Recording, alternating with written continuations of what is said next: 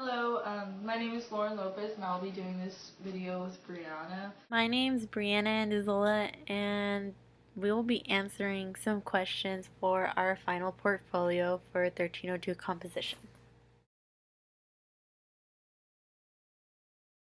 Ethos is really important.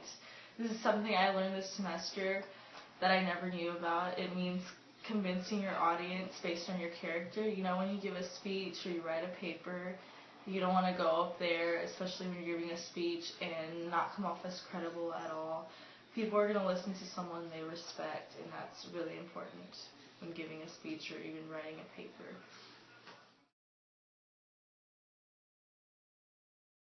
Pathos means using emotion, especially like once again when doing a speech or writing a paper.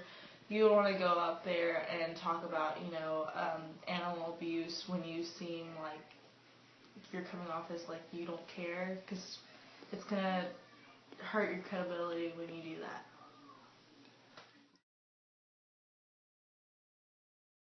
Logos means, to me, knowing what you're talking about means persuading based on logic. So when you're writing a paper, you want to know what you're talking about. Use statistics or graphs or visuals that will help you establish your credibility. Keros is really important. It's just knowing when to enter an argument. I wouldn't want to enter an argument with Mrs. Reeves, about Aristotle or something, because I know she knows a lot about him and I really don't, based on only ethos, pathos, and logos is all I really know. So don't enter an argument if you don't know anything about it. It's pretty much what Keros is, if I pronounced that right. Now I'm in a public speaking and my communications class, and it fit really well because what I learned here in composition, I took it to those other classes.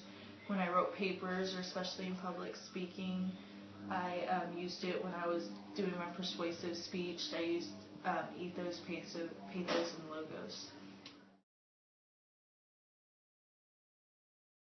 I used rhetoric a lot this semester, especially when I first learned it. I used it in composition. Like in my rhetorical analysis, we had to do a whole song or a video or something like that. So I used it just when writing my papers, and it helped straighten a lot of my arguments.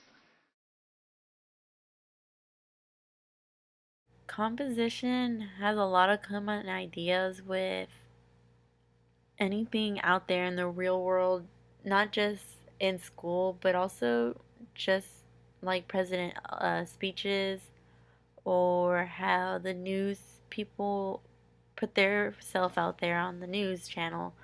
I think composition can actually help us a lot with just actually holding ourselves up when presenting a problem that we may have or establishing a solution to the problem we are facing.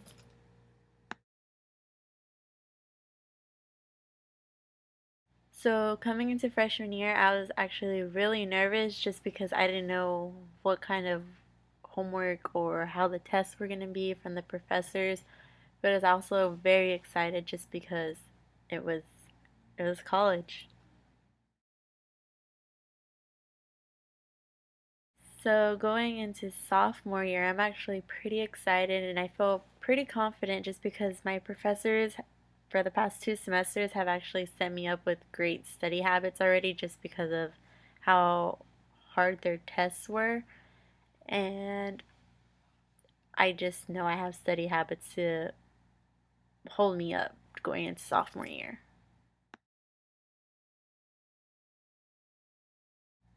The hardest thing to get used to in college was actually managing your time between work and school and going out with your friends. In high school, it was just go out and do homework 5 minutes before class. In college, you can't wait till the night before because you're not going to get it done. There's no way unless you pull an all-nighter, but you really don't want to do that.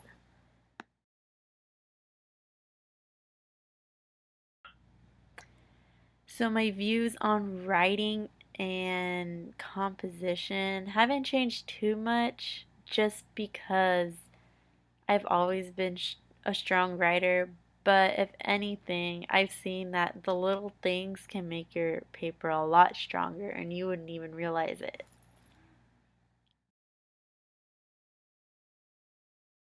I never used the writing center, only when we went as a class, and honestly, I really wish I used it just because they're there for you. They can help you with anything that comes to writing, and it's probably the easiest way to guarantee an A on your paper.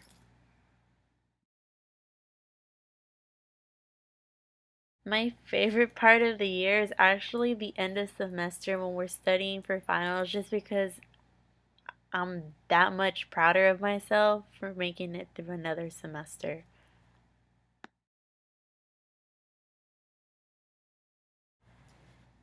So, the aspects that I'll take from Miss Reeves' class is just the little things. Again, they make a big difference in your paper, whether you know it or you don't. Those little things will actually affect your paper and actually make an impact on other people also.